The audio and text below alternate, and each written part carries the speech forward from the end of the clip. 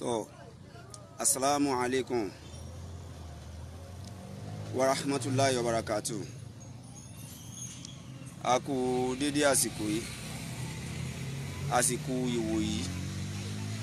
Ọlọ́run á máa dúró ti ẹnì kọ̀ọ̀kan wa. Àkíyèsí yìí ni mo fẹ́ pè wá sí lórí show kan tí mo rí tí Dara Talk ṣe, Dara Talk show. Show yẹn ti ń lọ bí bóyá bí ìjẹrin sí ìjàrún ni mo rí fídíò yẹn. Dara Talk ó gba àwọn àlejò kan ní bí ọlọ́jọ́ mélòó kan sẹ́yìn lórí platform wọn. Àlejò yẹn mi ń lè describe irú èèyàn tí àlejò yẹn ṣe, mi ń lè describe, mi ń mọ irú èèyàn tí ṣe, mi ń fẹ́ fi nǹkan kan qualify àlejò yẹn. Gbogbo wa ó ṣe ṣe kárí ẹni tó rí fídíò yẹn ibi Dara Talk, Dara, Mrs. Dara, bóyá Dara ni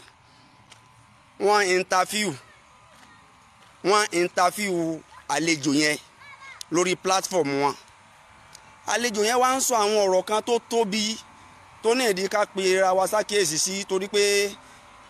ọ̀rọ̀ Yorùbá nation tí gbogbo wa ń clamor fún yìí, àwa kan ń bẹ tó jẹ́ pé agbèrú tí a hide identity wa, a sì lè hide identity wa torí pé orí ẹ̀tọ́ ńlá wà. Téèyàn bá sì dúró lórí ntọ́tọ́ kò ní ìdí kéèyàn ṣẹ̀ṣẹ̀ máa hide identity rẹ̀. Lópin ìgbà téèyàn bá ti ṣàbúrú kí ló fẹ́ máa hide. Reason ni ẹ òun ló dífá fún Awíkoko tá fi ní kó sí ojú rẹ̀. Tó bá jẹ́ pé n tó ń ṣe n tó dáa ni ò ní láti hide identity rẹ̀. Bí mo ṣe jáà fún oníláwà ní ẹ̀wò láwà ní orí mi ní láti hide identity ara mi kí wọ́n á máa fojú pamọ́ n tí mò ń ṣe, mo mòfin tó dè mí, mo mòfin tó tú mi. So a lè hide identity wa o. Mo wá rí show tí Dara, Mrs. Dara, mo rí show tí wọ́n ṣe. Ó ti lọ bí ọjọ́ mélòó kan sẹ́yìn tí wọ́n interview máa yẹn ó dégò ọkọ̀fà imú rẹ̀, ọkọ̀fà máa yẹn ṣòro láti identify. Máa yẹn wá ń sọ àwọn ọ̀rọ̀ kan lórí interview yẹn tí ó tóbi. Nínú àwọn ọ̀rọ̀ tí máa yẹn ń sọ ó ní pé ó ní gbogbo àwọn olóṣèlú tí wọ́n bá lọ gbé owó fún, tí wọ́n bá lọ sí iléeṣẹ́ ìròyìn kankan tàbí lọ sí iléeṣẹ́ rédíò láti campaign, àwọn máa sun iléeṣẹ́ rédíò wọn, àwọn máa sun iléeṣẹ́ rédíò, àwọn máa sun mosque, àwọn máa sun churches. Irú ọ̀rọ̀ báyìí ó le díẹ̀, ó wo. Mo ń retí respond àwọn èèyàn lórí ọ̀rọ̀ yẹn, lórí interview yẹn, kí n tó mọ tí màá sọ lé lórí. Mo ní láti farabalẹ̀. Ṣé tẹ́ni ni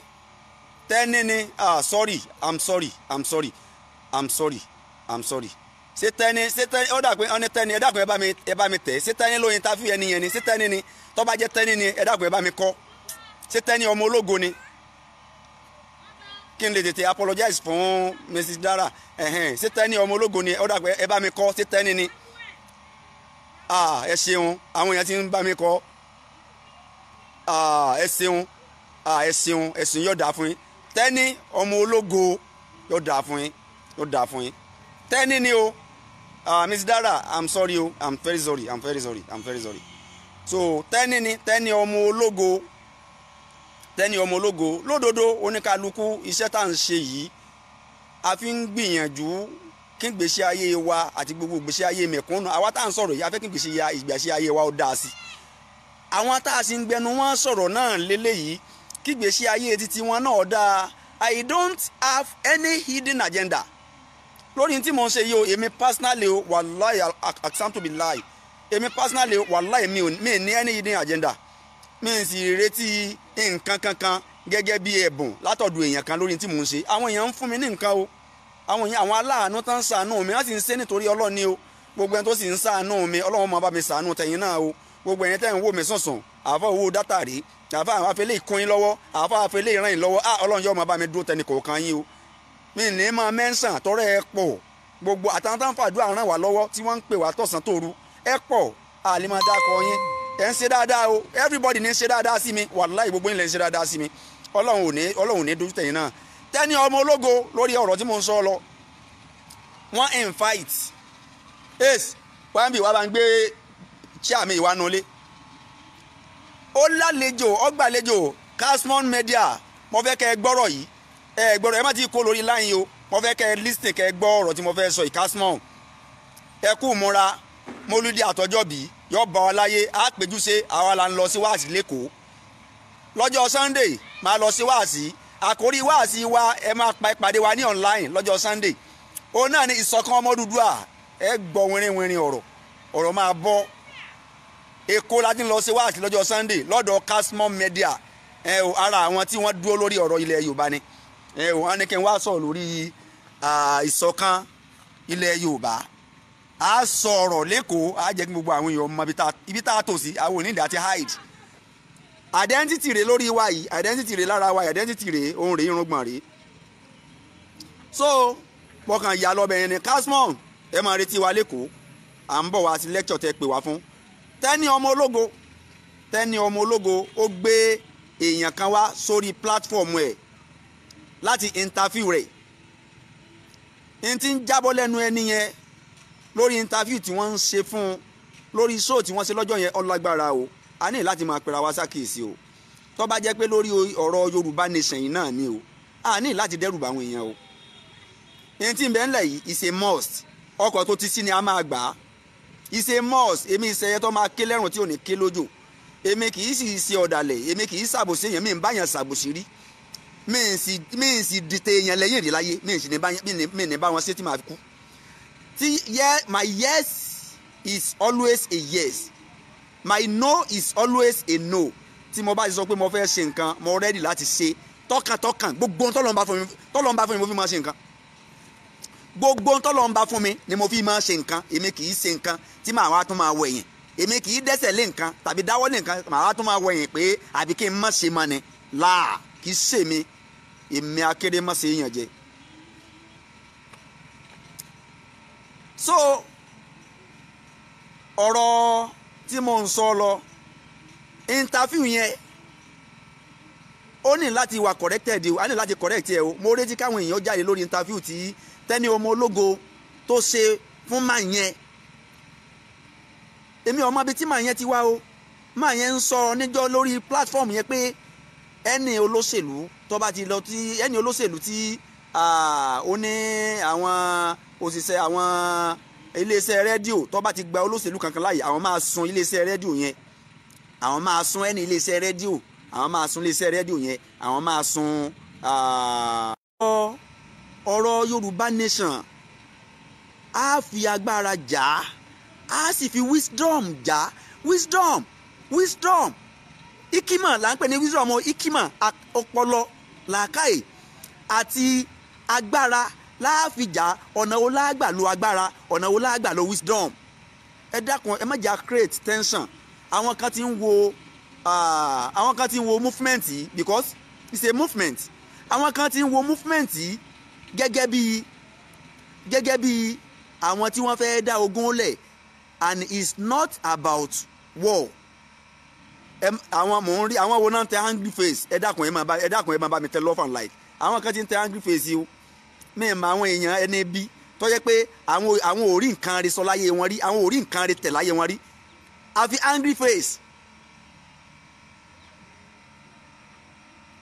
ẹ dákun love like ẹ dákun àwọn kan tí mo ti ń rí angry face yìí o mo ti ń rí angry face yìí ń pọ̀ o angry face yìí ń pọ̀ o àwọn wo ni mo ṣe ẹ̀yin wo kí ló dé ṣé n tá à ń sọ yìí ṣé kì í ṣe fún ṣé bí fún àǹfààní gbogbo wa ni tí Yorùbá nation bá dé tá à ń gba ìwòsàn ọ̀fẹ́ táwọn ọmọ wa gba ẹ̀kọ́ ọ̀fẹ́ tó ní iye tẹ́nìkan gbogbo ẹni tí ò tí ì níṣẹ́ lọ́wọ́ tó ní iye tí ń gbà lóṣooṣù fún owó oúnjẹ rẹ̀ ṣé báwa lọ́jọ́ máa pay kí ló dé tá à ń so angry face ṣé torí pé ẹ sáfẹ́ jẹun lẹ́yìn Tinubu torí pé ẹ fẹ́ jẹun lẹ́yìn àwọn olóṣèlú ló jẹ́ kẹ́ ẹ máa so angry face àwọn ò jẹun lẹ́yìn olóṣèlú àṣìràn olóṣèlú kankan ìwọ tó o bá lówó ní sápò ara rẹ owó gbogbo wa ló kó Ọlọ́run ó sì bí ọ léèrè àràn olóṣèlú mìíràn olóṣèlú kankan bíyù gbogbo owó olóṣèlú tẹ́ ń kó wa tẹ́ ń rántí mẹ̀kúnnú Ọlọ́run ọba ó mú yín so ẹni tí mo ń sọ lọ lórí ọ̀rọ̀ Tẹ́ni ọmọ ológo ẹ dákun ẹ bá mi sọ fún Tẹ́ni ọmọ ológo ẹ bá mi ṣí àìkíní yìí lọ sọ̀rọ̀ Tẹ́ni ọmọ ológo ẹ bá mi táàgì ẹ ẹ bá mi táàgì Tenny ọmọ ológo, ẹ bá mi share rẹ̀ fún intan clamor fún freedom fún gbogbo ọmọ Yorùbá, kílẹ̀ Yorùbá ó dá dúró. We are not clamoring for a war, we are not clamoring for the war. Clamor fún fogun o, kì í sogun o. Tógun bá máa ṣẹlẹ̀ àwọn olórí wa náà fà, gbogbo ayé ni ó sì mọ̀ pé àwọn olórí wa náà kọ̀ sí ogun. Tí wọ́n bá sì kọ̀ sí rẹ̀, àwa kì í sọmọ tí máa sá fogun. A ti mọ̀ pé ojúṣe wa ni á dàyà kọ́ àní dẹ̀yìn kọ́, ṣùgbọ́n kì í sàwa láàmú fà á, torí tá a bá ń fà á, tá a bá ń fọwọ́ fa wọ́ àwọn aṣáájú wa tí wọ́n ń sọ lórí rẹ̀ wọ́n á jàre wa o, a sì fẹ́ kán jàre wa. A fẹ́ káwọn aṣáájú wa ó jàre wa. Ẹ jẹ́ ká ṣe kí ni, ẹ jẹ́ ká pèpè, ẹ jẹ́ ká campaign fún Yorùbá nation in a peaceful way, in a peaceful way. Èmi gẹ́gẹ́ bí àfáà tí mo jẹ́, mo ní láti máa guide anybody tó bá ti fẹ́ kọjá àlà. Èmi ò gbọ́dọ̀ tún máa support ẹni tó bá ti fẹ́ kọjá àlà. Ẹni tó lọ yàn àwa sí, torí mission tó lọ ń fẹ́ fà wá ṣe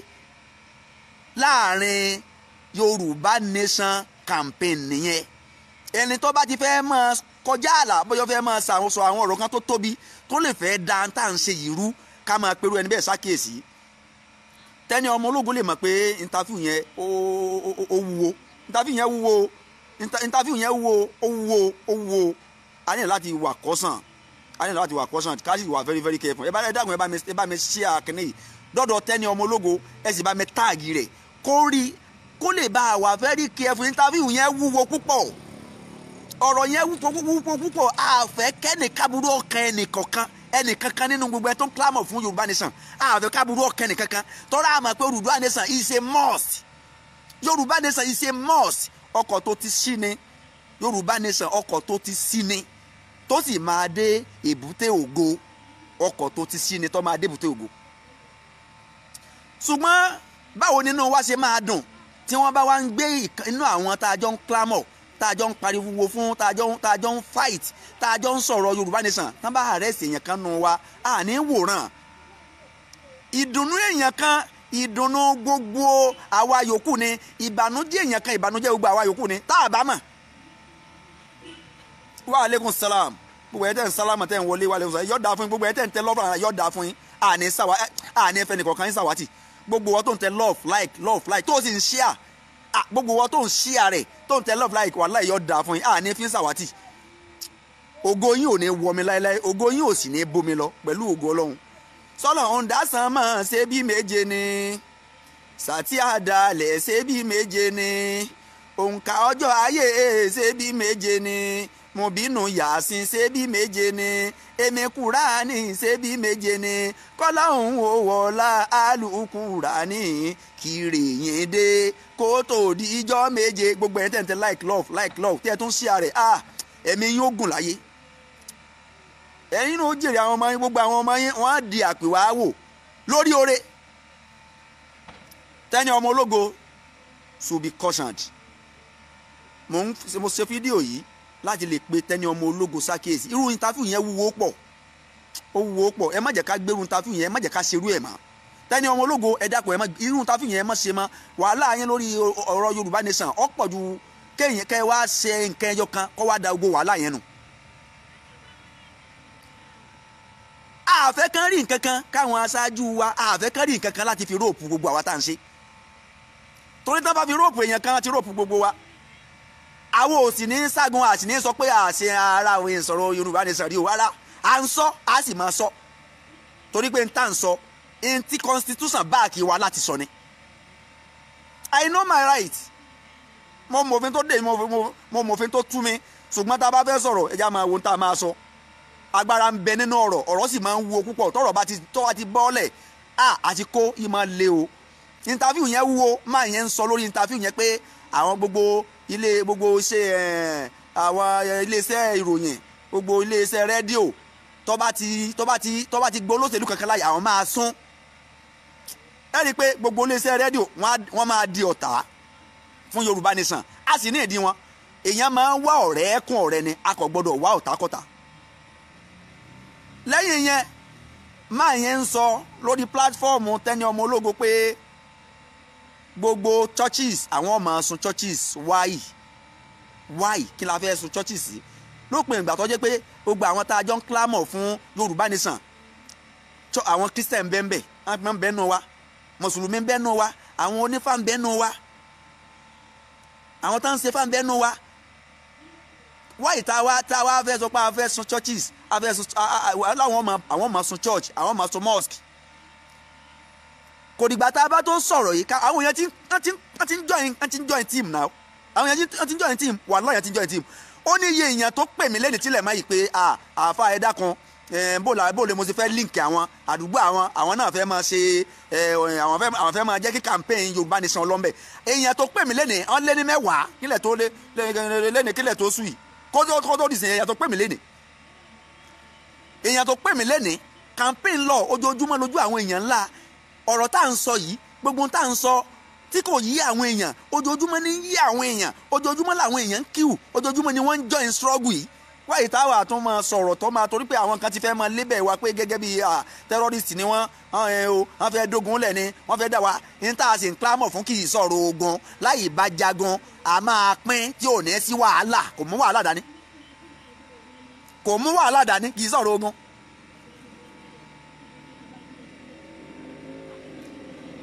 kò mú wàhálà dání ẹ dákun ẹ má jẹ́ ká àlá ò torí pé ó ṣeé ṣe kó jẹ́ pé àwọn nǹkan náà fẹ́ strategize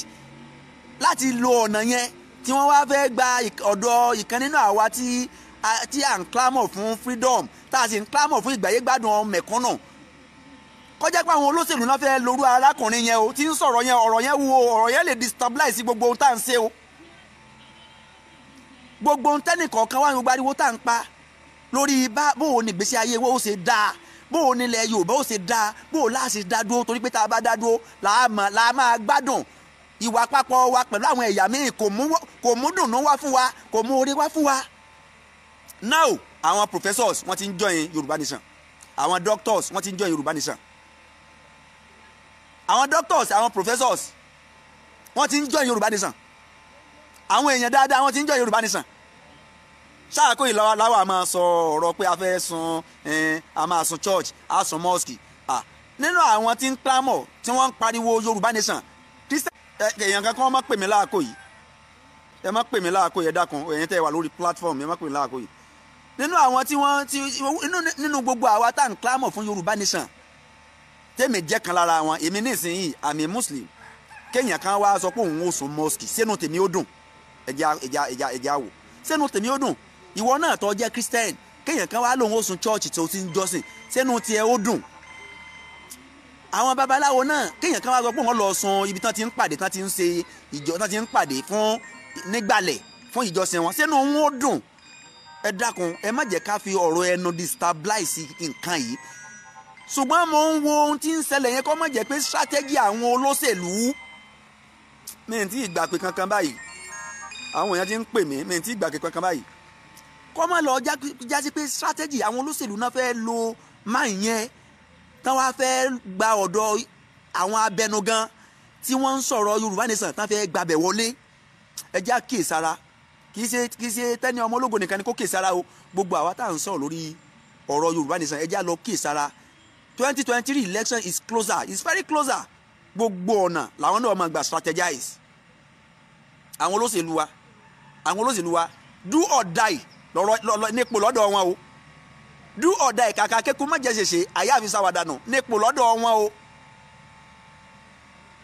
100 èèyàn lè kú nítorí ipò tán fẹ́ dùn tiwọn o kọ̀ọ̀kan wọn o odidi ìlú kan ọba àparẹ́ ipò títí wọn yẹn náà wà áfta o ó lè jẹ́ gbogbo strategy yẹn tí màá yẹn kọfà ojú tó kọfà mọ́tò kọfà ó lè jẹ́ látọ̀dọ̀ àwọn olóṣèlú o tẹ́ni ọmọ ológo should be very very careful lórí àwọn tí ọmọ ṣe interview fún ẹni tó bá ti rí pé interview rẹ̀ ọ̀rọ̀ yẹn ti wúwo tó lè da nǹkan rú kó máa cut wọn off mò ń fún tẹ́ni ọmọ ológun mò ń fún wọn nímọ̀ràn àti gbogbo àwa míì torí pé mò ń retí kí àwọn èèyàn respond lórí ọ̀rọ̀ máa yẹn ó ti rampart àwọn èèyàn ń pè mí lóríṣiríṣi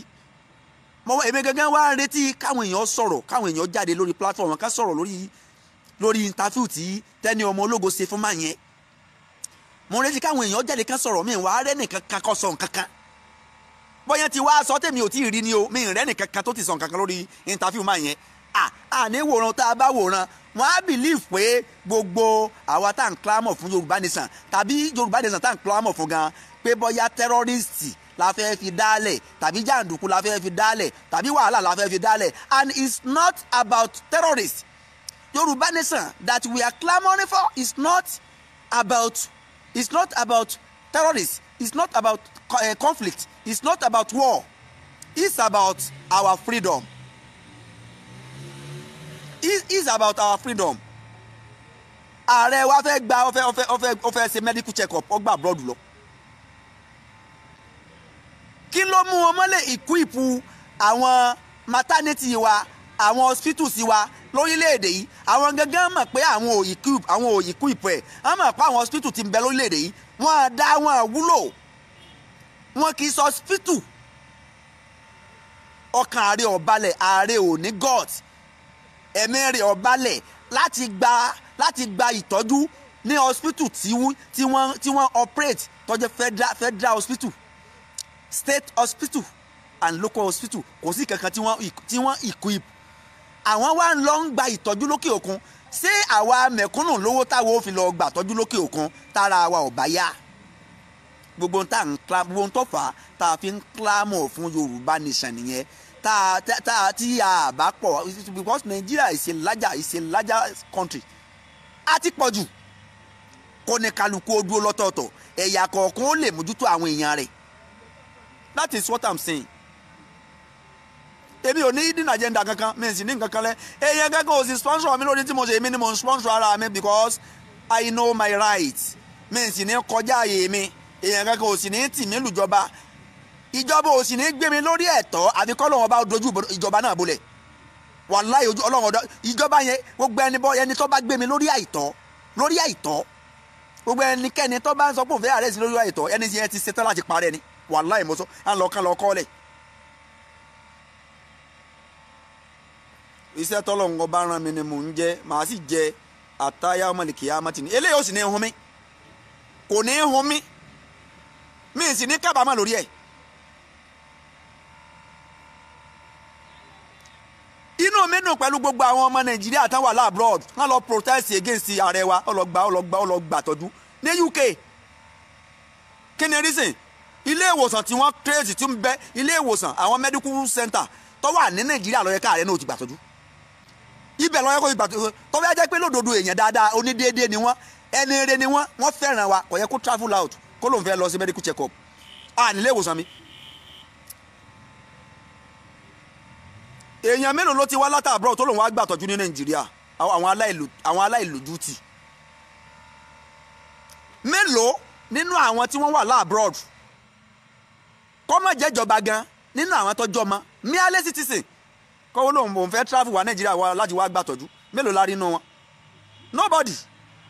àwọn aláwọ̀ àmọ́ travel torí bá ń fọ́ wọn lásán wọn travel out wọn lọ gbà tọ́jú bẹ́ẹ̀ nìyẹn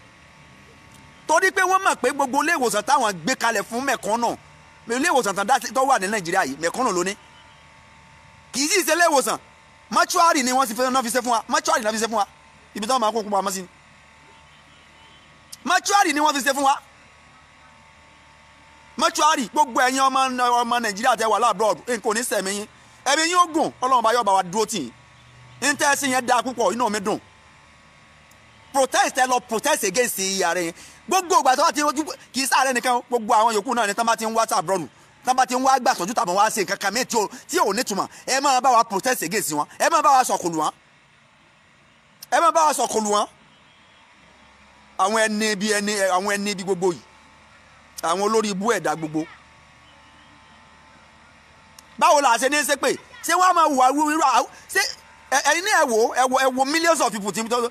tó ń gbé Nàìjíríà èèyàn mélòó ló lè afford àti travel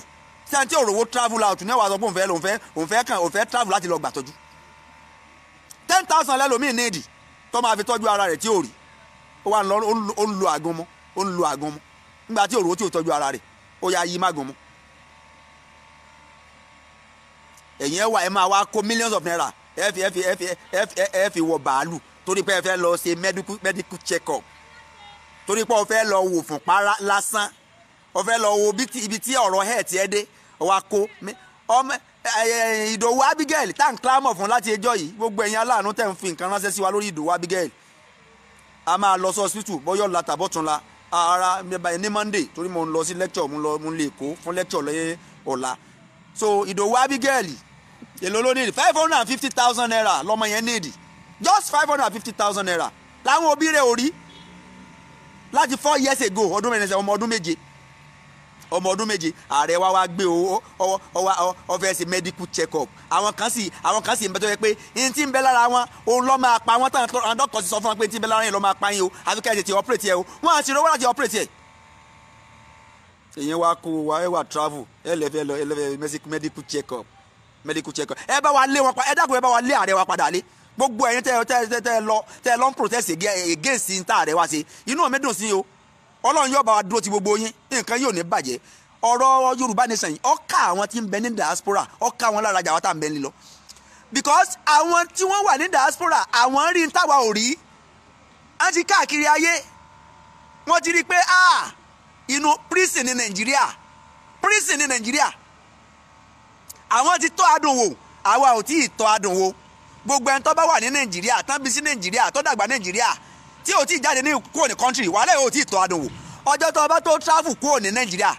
ló tó tọ́ níwà tó tọ́ adùn wò níwà tó mọ̀ ìyàtọ̀ tí ń bẹ láàrin Nàìjíríà àti other country. ó ní ọ̀jẹ́ kó dùn mí fún ọ̀pọ̀lọpọ̀ tó ń sọ pé àwọn afẹ́ Yorùbá nation because wọ́n taste adùn rí inú ìyà la bí wọn sí inú ìyà la ti tọ́ wọn inú ìyà náà ti dàgbà inú ìyà làwọn náà ti ń lo ayé wọn tọrọ kọ́bọ̀ tí ń rí yẹn ó ti believe pé olówó lòun ó ti believe pé inú ìgbádùn lòun wà wíwá láti inú ìyà lọ wà iná ò dúró ṣé ìṣe inú ìyà lọ wà ṣé kìí ṣe prison yẹn kò sí health care ṣé kìí ṣe prison yẹn kò sí security ṣé kìí ṣe prison yẹn ṣé bó ṣe rí ní UK nìyẹn ṣé bó ṣe rí ní London nìyẹn ṣé bó ṣe rí ní Canada nìyẹn ṣé bó ṣe rí káàkiri àgbáyé nìyẹn kódò fún ànílẹ̀ lẹ́ǹbì wàhálà kò rí bẹ́ẹ̀ kódò fún ànílẹ̀ lẹ́ǹbì Benin Republic nílẹ̀ lẹ́ǹbì Togo nílẹ̀ lẹ́ǹbì kò rí bẹ́ẹ̀ Togo nílẹ̀ lẹ́ǹbì kò rí bẹ́ẹ̀ so mo yà lọ bí eléyìí látara pàtàkì oore tí ń bẹ níbi kí Yorùbá nation kó dá dúró tí a sì fẹ́ kí àwọn kan pẹ̀lú interview àti àwọn ọ̀rọ̀ tí wọ́n á máa sọ tó lè fẹ́ máa da níta gbé lọ́wọ́ tó lè fẹ́ máa dàrú tó lè fẹ́ máa jẹ́ káwọn èèyàn ó fojú míì wò tó lè fẹ́ máa create tension sí ọkàn àwọn èèyàn míì pé ṣé kinní yìí ṣé kìí ṣe pé yóò di terrorist yóò di bá yóò dọ̀rọ̀ pé àwọn èèyàn máa sunlé wọn máa pààyàn rárá kò rí bẹ́ẹ̀ o kò sẹ́ni tí yóò sunlé ẹnì kankan kò sẹ́ni tí yóò sun mọ́sáàsì kò sẹ́ni tí yóò sun chọ́ọ̀chì kò sì sẹ́ni tí yóò sun ilé ìròyìn tàbí iléeṣẹ́ rédíò kankan kò sí níta gbé dání kò àwọn olórí wa tí wọ́n bá gbé wa lógun fún wa àwa mẹ̀kúnnù náà ó gbé lógun fún wọn padà ṣùgbọ́n àwa kọ́ la gbé lógun fún wọn ní gbé lógun fún wọn tọrọ máa kín lèmi ọmọ akin sì ní gbogbo àwa tá a wà nílẹ̀ Yorùbá bó ni àwọn ní kẹjẹ kan gbé lógun fún wa kẹjẹ kọ́kọ́ gbé lógun fún wa táwa bá kọ́kọ́ gbé lógun fún wa tá a bá kọ́kọ́ yọ pé ọ̀dọ̀ wa la kọ́kọ́ ti bẹ̀rẹ̀ wàhálà yẹn wọ́n ròpù wa o tán bá sì ròpù wa international kíní máa ń pè é àwọn international union wọn ní láǹfààní àti defend wa àwọn ní kẹjẹ kan kọ́kọ́ gbé lógun wa ẹjẹ gbé lógun wa náà kán wá wò bóyá gbogbo ohun tí ń jẹ́ ìran Yorùbá bóyá àti àwa gan àti ṣetán everybody ti ṣetán àti kú bó tiẹ̀ jẹ́ pé mi gbogbo wa ní ogun torí mi ń lè wá kú kò lè joyè lé bàbá rẹ̀ ẹ má fi kú dẹ́rù bà wá mọ́ ìwọ tó o bá fẹ́ pẹ́ láyé o gbọ́dọ̀ mú kú lọ́rẹ̀ẹ́ ní tí mo fẹ́ sọ fún wa nìyẹn tó o bá fẹ́ pẹ́ láyé wàá mú kú lọ́rẹ̀ẹ́ ni ìwọ tó o bá ti mú kú lọ́rẹ̀ẹ́ tó o bá ń sá fún kú ikọ́ ọmọ ilé ẹ̀ kiri ni. wa aleykum salaam tó o bá fẹ́ pẹ́ láyé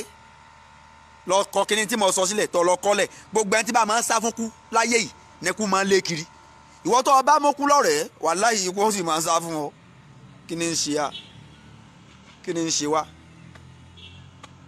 I'm not afraid of anybody because èmi ọ̀rọ̀ mi ò sọ̀rọ̀ jẹ́nu mi lọ. ẹni tí mo sì ń sọ lórí òdodo ni. tẹ́ni ọmọ ológo má gbàrú interview yẹn láàyè má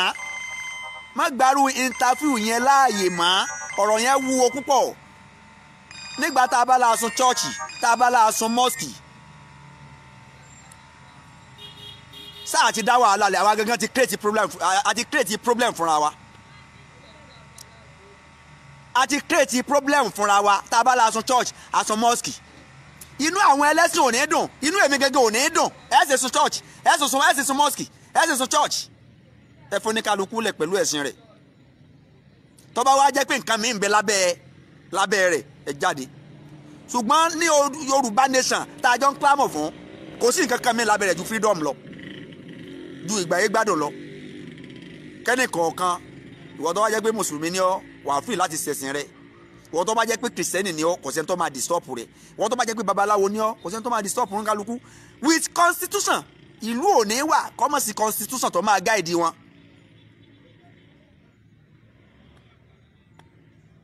àwa ń gbé ní Nàìjíríà kò sí ná kò sómi kò sọ́nà kò sómi kò sí ná. Cement tán fi ń kọ́lé now is 4,000 naira. Is 4,000 naira. ẹ wo epo tá à ń wà lọ́dọ̀ wa ẹ wo iye tó dà. ẹ wo iye tó dà tó bá jẹ́ pa bẹ́ẹ̀ lówó ń bẹ ni a ní pariwo. Kò sówó nǹkan tó wá ń wọ́n. What is our problem? Kò sówó nǹkan tó wá ń wọ́n ẹ rí pa níṣòro. tó bá jẹ́ pé owó ń bẹ gbogbo ẹni tó bá ti graduate tí ó bá ti ríṣẹ́ ó ní iye tó gbọ́dọ̀ máa gbà lóṣooṣù. Gbogbo graduate náà tíjọba ò tí pèsè iṣẹ́ fún ó ní iye tó gbọ́dọ̀ máa gbà lóṣooṣù.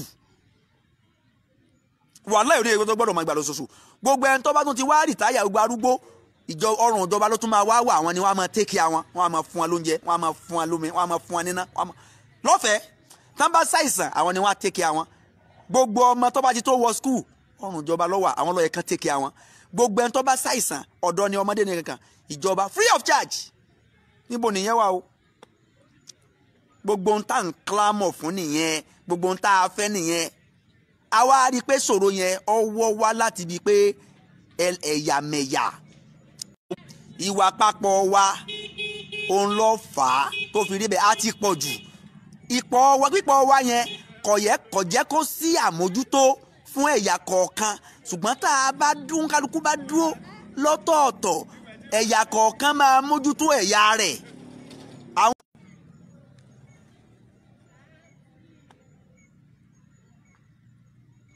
Tẹ́ni ọmọ ológo mẹ́séèjì lélẹ́yìí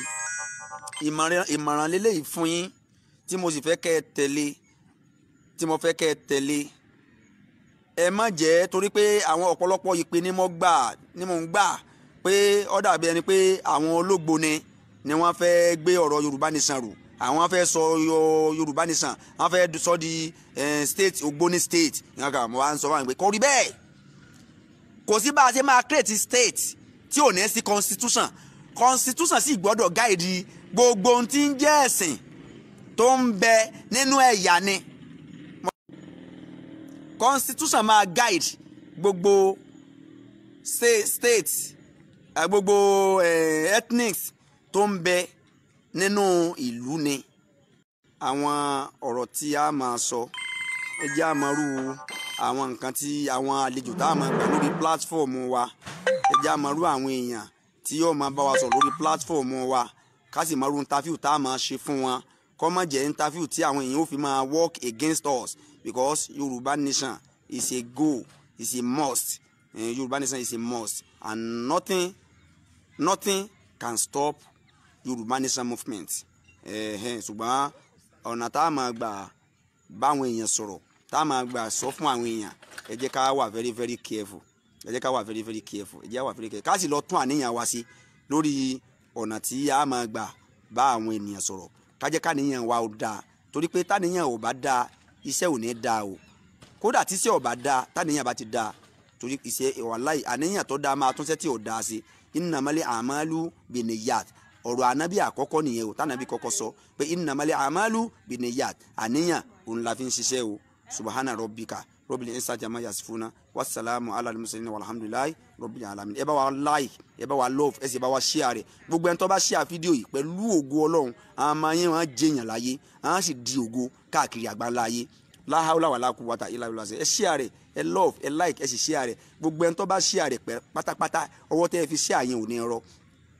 pẹ̀lú ògo Ọlọ́run gbogbo tó ń bà yín nínú jẹ́ Ọlọ́run sọ di dùnú fún yín bismillahir rahmanir rahim bismillahir rahmanir rahim bismillahir rahmanir rahim alhamdulillahi rabbil alamin arrahmanir rahim maliki yawmiddin iyyaka na'budu wa iyyaka nasta'in ihdina siratal mustaqim siratal ladzina an'amta alaihim ghayril maghdubi alaihim waladdallin subhana rabbika rabbil izzati amma yasifun wassalamu ala al mursalin walhamdulillahi rabbil alamin.